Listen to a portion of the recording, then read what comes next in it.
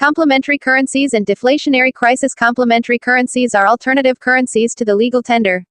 Except from foreign reference currencies which sometimes rule out national currencies in some very small countries or suffering emergency economies, complementary currencies are distinguished from the legal tender by different behavior.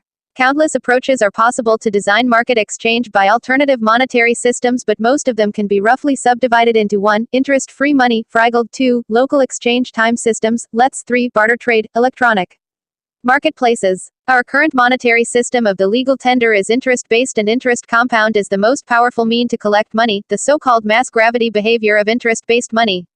In a long-term consideration led the concentration of money capital to an accelerated concentration of productive capital. Due to this, business cycles have shifted more and more from local to global dimensions, and local business cycles disappearing slowly. 1. Complementary currencies are a contrary scheme and mainly used on bounded markets or by delimited social groups or communities. It can be seen as a mean to support local business cycles. But the globalization detracts most of the business and leads subsequently to strong reduction of capabilities for transactions in local business cycles. It is more convenient for market participants to use the legal tender and makes it doubtful that in times of non-crisis globalization can be inverted by the mean of these complementary currencies. The capitalized world of West Europe and North America smile at citizen initiatives which run or try to implement these alternative monetary systems. However, the ignorant capitalized world goes wrong as usual. In times of deflationary crisis, complementary currencies are the best mean to relieve the distress. If expectation of gains decline, legal money will be hoarded or attempts to escape into offshore financial places. Money gets narrow in business cycles, business activities decline, supply increases and prices decreases, what we call deflation. Most approaches of complementary currencies are designed to enable transactions which would not take place by the use of legal tender, and almost all of these approaches are not focused on the earning of money by money. As consequence, in times of narrow money, complementary currencies can replace parts of the legal tender and speculative transactions will be kept out of the business cycle. The more deflationary crisis will destroy business, the more complementary currencies come up and will be appreciated. Complementary currencies can be seen as emergency monetary systems, but globalization and global business cycles have destroyed great parts of local production, and local barter will get more and more ineffective.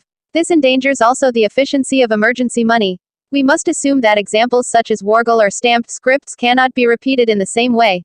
We might have to think bigger. The greatest hindrance to think bigger is that the exchange rates of complementary currencies are mostly linked to the legal tender, and money creation will be done by the exchange from the legal tender into complementary currencies.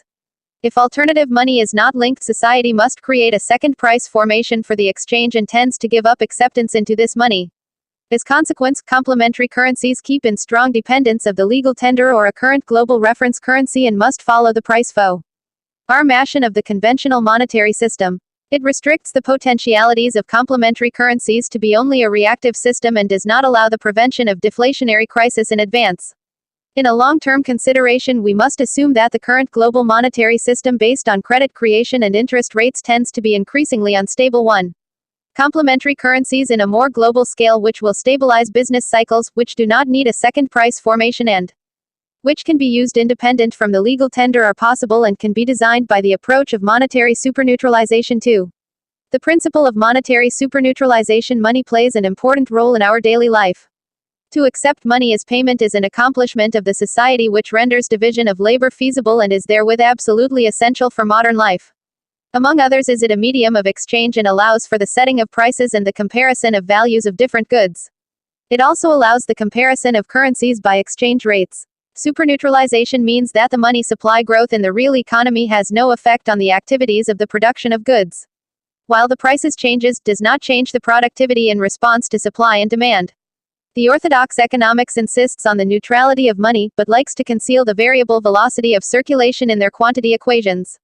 The statement of these equations can be hardly overbid in meaninglessness.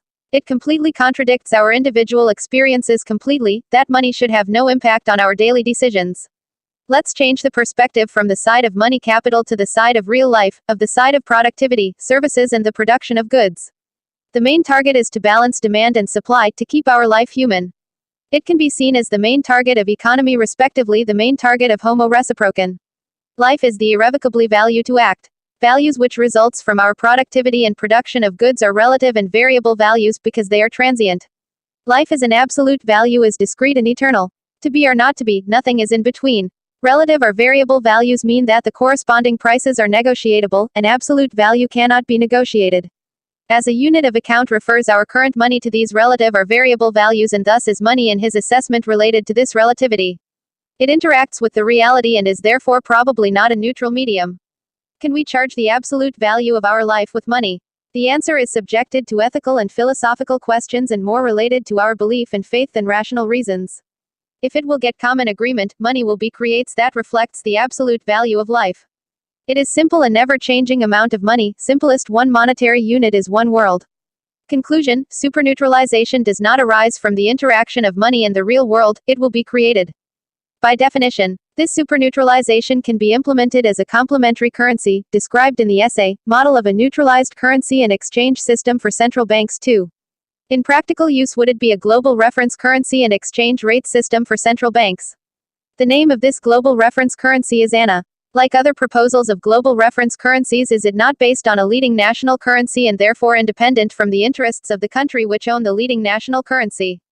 This superneutralized global reference currency will stabilize the global monetary system and the global trading due to the effect of reconciliation. It balances trading imbalances and could be used at least as a tool to reduce or even avoid inequitable exploitation for the 99% of world citizens. CH